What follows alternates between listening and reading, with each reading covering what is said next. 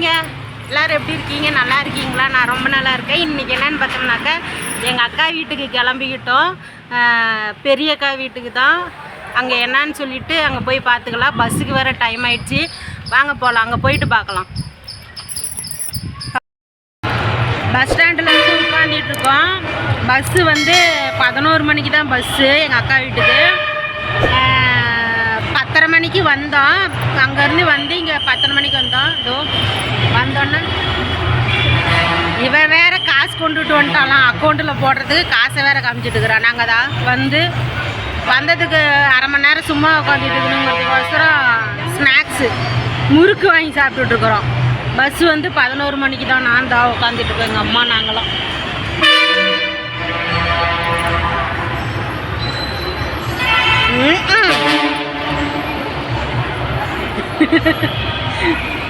சரி, பஸ் வந்தது அப்புறம் பார்க்கலாம். எங்கள் அக்கா வீட்டுக்கு வந்து வந்தாச்சு. பஸ்ஸில் இறங்கி மணி இப்பயே 1 மணி பக்கம் ஆகுது.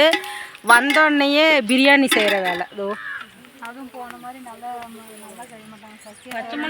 போன மாதிரி நான் செஞ்ச மாதிரி நல்லா டேஸ்ட்டாக செய்யணும்னு சொல்லிட்டு ஒருத்தி சொல்லிகிட்டு இருக்கிறா. அப்படிலாம் நல்லா டேஸ்ட்டாக இருக்குமா.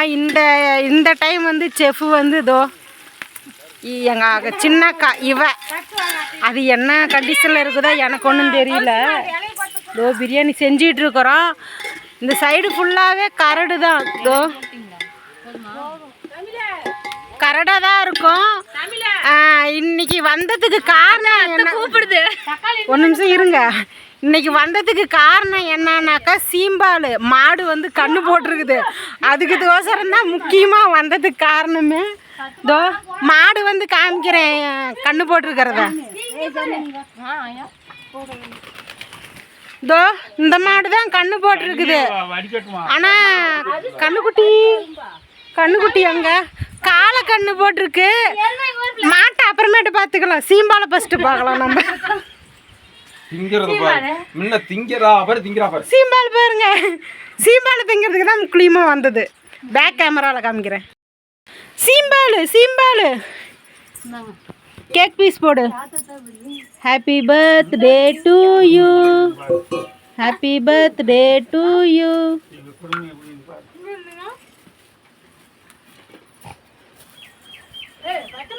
Happy birthday.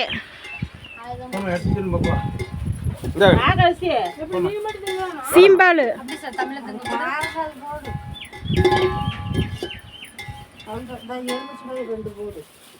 எலுமிச்சம்பழம் 6 பால் புளிஞ்சு வச்சிருக்கிறேன்.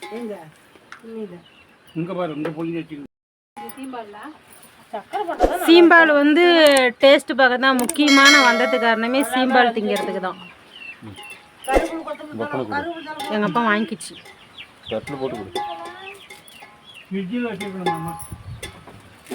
இது வந்து வெறும் பால் மட்டும்தான். இந்த ஒவ்வொருத்தர் ரவை கடல மாவு இதெல்லாம் கலப்பாங்க. அந்த மாதிரி இல்லை, வெறும் பால் மட்டும்தான். செம டேஸ்ட்டாக இருக்குது. அது வெறும் பால் மட்டும்தான். நான் போய் சொல்லாது என்னன்னா எதுவுமே கலக்கல. மாட்டு பால் மட்டும்தான். நம்ம மாட்டு பால் தனிப்பால் கூட. சீம்பால் இருக்குல்ல,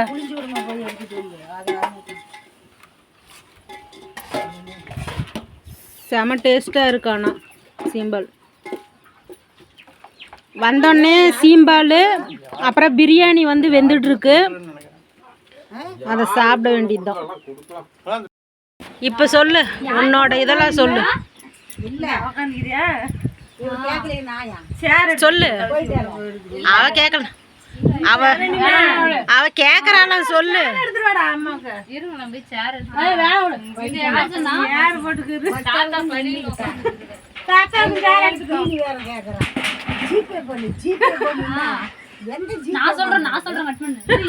இவகிட்டையும் காசு இல்லை. எங்க அம்மா 100 ரூபா கொண்டு வந்துச்சு. இவகிட்டையும் காசு இல்லை. என்கிட்டையும் காசு நான் கொண்டுட்டு வரல. எங்கள் அம்மா வச்சுருந்த 100 ரூபாயை வந்து பஸ் ஸ்டாண்டுலேயே இந்த முறுக்கும் இந்த தட்டோடையும் இருக்குதுல்ல 70 ரூபாய்க்கு வாங்கிக்கிட்டா. இவ 70 ரூபாய்க்கு வாங்கிட்டா. அம்மா மீதி 30 ரூபா தான் வச்சிருந்துச்சு. பஸ்ஸுக்கு காசு இல்லை. தாத்தா 100 ரூபா கொடுத்து என்ன பண்ணாங்க தெரியுமா? பஸ் ஸ்டாப்ல திங்கறதுக்கு வாங்கிட்டாங்க முறுக்கு. 70 ரூபா திங்கறதுக்கு வாங்கிட்டாங்க. வரதுக்குள்ள அந்த முறுக்கும் காலி. போன் பண்ணி எங்க மாமாட்ட எங்கக்குற சோ அந்த போன் வேற வருது. ஒரு நிமிஷம் போன் பேசிட்டு காசு வச்சிருந்தாங்க வீட்டுக்காரருக்கு ஒரு காசு அத்தால தச்சு கொடுத்தாங்க. சாந்தியா என்கிட்ட ஒரு 10 ரூபா 40 ரூபா இருந்துச்சு. அந்த 100 ரூபா வாங்கிட்டு வரலன்னா என்ன பண்ணிருப்பீங்க? அது மவராசம் நான் காலையிலேயே நான் கேட்டேன் 100 ரூபா கொடுன்னு. போயிட்ட மாதிரி இவங்கிட்ட சொல்லி அப்புறம் வர வச்சு 100 ரூபா 1ஆம் தேதி காலேஜ். அப்பா 6 மணி கேக்குது. இல்ல போன்ல யாரு மணி அத சீல் நாய்க்கு மட்டும் இல்ல மாமா வர சொன்னது தெரியுமா? 6 ரூபா சில்லற மட்டும் எடுத்து வை நான் வரேன். எதுக்கு? 76 ரூபா டிக்கெட் 6 ரூபா சில்லற கேட்டாங்க. இல்ல நீங்க 10 ரூபா தானே கொடுத்தீங்க, 6 ரூபா மட்டும் எடுத்து வை நான் வரேன். இப்ப 6 ரூபா சொன்னேன். அதுக்கப்புறம் தான் எல்லா காசையும் கொடுத்து விட்டேன். அப்புறம் பஸ்ல தமிழா முறுக்கு கொடு முறுக்கு தின்னுட்டாரா பஸ்ல. இப்ப சீல்லாம் வீட்டுல அதுக்கு தான் எந்திரிச்சு போனையா? நான் கூட எந்திரிச்சு இறங்குறதுக்கு தான் போறாளாட்டங்க. நான் கையில வச்சிருந்தேன்ல இறங்கி போவனா டிக்கெட் காசு கொடுக்காம போனாவே இறங்க மாட்டாங்க. கையிலேயே வச்சிருந்தா காசு. நானும் இவளை கேட்டுக்கிட்டே இருந்தேன், எவ்வளோ கையில வச்சிருக்கிறவன என்னமோ என்ன சொன்னாலும் அக்கௌண்ட்ல போடுறதுக்கு அப்படின்னா.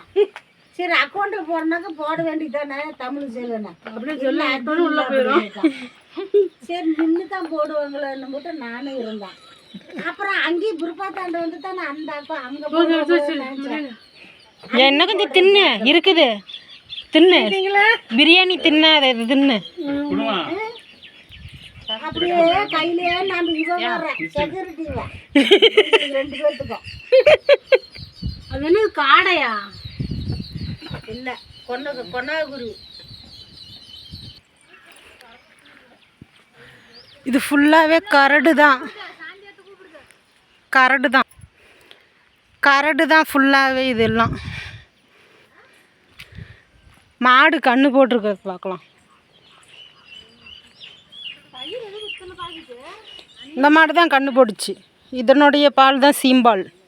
இந்த கண்ணு தான் எப்படி படுத்துட்டுக்கிறான் பாரு. ஏன் வாயை பொழந்துட்டு படுத்துட்டுக்கிற? காலக்கண்ணு ஏண்டி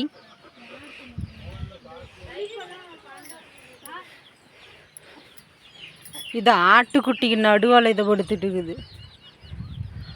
ஆடு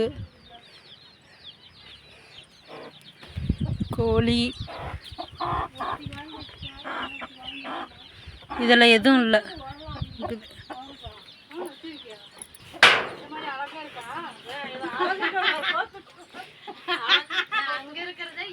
இதெல்லாம் அரளி செடி. இது எல்லாமே இந்த சைடு ஃபுல்லாகவே எல்லாம் அரளி தான். இங்கே பனைமரத்துப்பட்டியிலேருந்து எடுத்துக்கிட்டால் எல்லாம் அரளி செடி தான். நம்மளாம் பூ வந்து சாமிக்கு வைப்போம். இங்கெல்லாம் வந்து பூ வந்து நைட்லேயே எடுப்பாங்க. எடுத்து பேக் பண்ணி வெளியூருக்கு அனுப்புவாங்க. பெங்களூரு இந்த மாதிரிலாம் போகும் இங்கெல்லாம். இது கிலோ கணக்கு.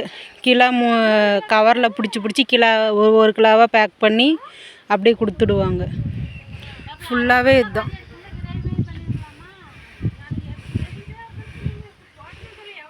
மேலெல்லாம் சோளத்தட்டு அரைச்சிருக்காங்க. பக்கத்துலேயே கோழி பண்ணை இருக்குது. குரங்கெல்லாம் அப்புறமேட்டு தான் வரும்.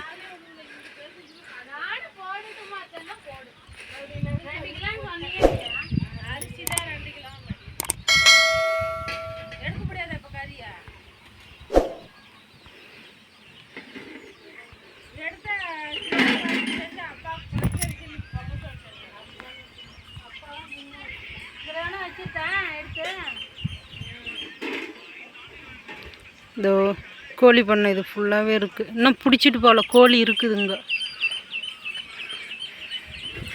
சாப்பிடும்போது பார்க்கலாம். இதோ வேவுது கறி.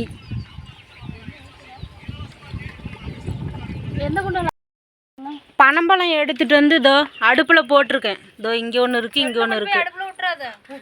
அரிசி வெந்துகிட்டு இருக்குது. பிரியாணி வெள்ளை கலரில் மஞ்சள் கலர் அவ்வளோதான். அப்புறம் வந்து பனங்கம்பழம் அப்படியே வேவுது, அடுப்பில் வெந்துட்டுருக்கு. வேகட்டும், நம்ம போய் பில்லு பிடுங்கிட்டு வரணும் காட்டில். இங்கே இல்லை, அங்கே இருக்கிற காட்டில் போய் பில்லு பிடிங்கிட்டு வரணும். பில்லு பிடிங்கிட்டு வந்துட்டு பார்க்கலாம். இங்கே வந்து படுதா கட்டுறதுக்கு, நீட்டமாக படுதா கட்டுறதுக்கு இதோ குழி நோண்டிகிட்ருக்குறாங்க. எங்கள் அப்பா குழி நோண்டிகிட்டு இருக்குது. இதோட நீட்டமாக இங்கே வரைக்கும் மாட்டுக்கு மரப்புக்கு கண்ணுக்குட்டி படுத்துட்ருக்குறா. காட்டில் வந்து புல்லு பிடுங்கிறதுக்கு வந்துருக்குறோம். மாட்டுக்கு, மாடு கண்ணு போட்டுச்சுல, அந்த மாட்டுக்கு தீனிக்கு பிக்கிறது வந்து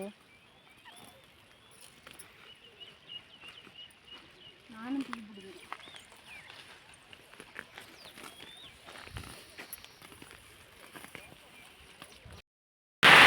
சரியான மழை பிடிச்சிக்கிச்சிங்க.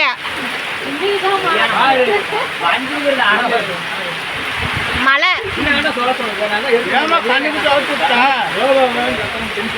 அதுக்கு மழை பெய்யுது இல்லை, அதனால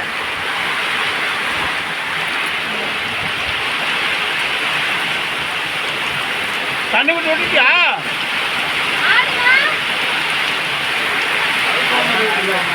ஒரு 5000 செலவானாலும் ஒரு தகரம் இருக்கிற மாட்டுக்கு அடிச்சே விடணும். ஒரு சும்மா ஒரு 5 அடிக்கு இறச்சி ஏற்றி விட்டா கூட போதும். செவரு மாடு இந்த மழையெல்லாம் நினைக்கூடாது. அந்த பச்சை கலர் படுதா கட்டியாச்சு. இதோ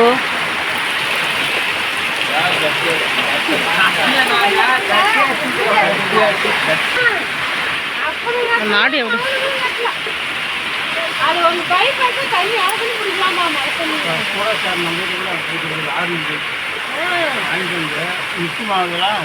வாட்டு போட்டு தான் கட்டணும்.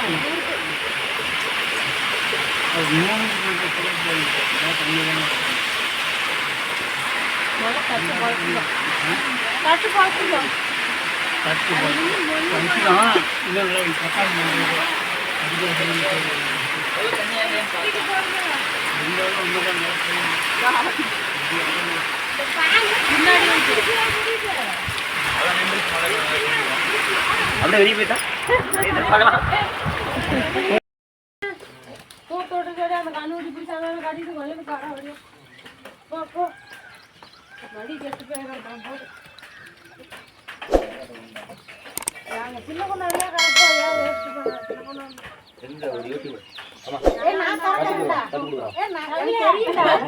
எங்கள் அக்கா வீட்டுக்கு போயிட்டு சரியான மழை பிடிச்சிக்கிச்சு. அதனால் வந்து சாயந்தரம் வரவே இல்லை, விடிஞ்சு தான் வந்தோம் நாங்கள். அதுவும் இல்லாமல் வந்து பஸ்ஸு விட்டுட்டோம், அதனால் வரலை. விடிஞ்சு பஸ்ஸுக்கு 5:30 மணி பஸ்ஸுக்கு தான் வந்தோம். யாருக்கெல்லாம் சீம்பால் பிடிக்குன்னு சொல்லிட்டு கமெண்ட் பண்ண மறந்துடாதீங்க. அப்படியே இந்த வீடியோ பிடிச்சிருந்துச்சுன்னா லைக் பண்ணுங்கள், ஷேர் பண்ணுங்கள், கமெண்ட் பண்ணுங்கள். அப்படியே சப்ஸ்கிரைப் பண்ண மறந்துடாதீங்க. நாளைக்கு ஒரு நல்ல வீடியோவில் சந்திக்கலாம். டாட்டா பாய்.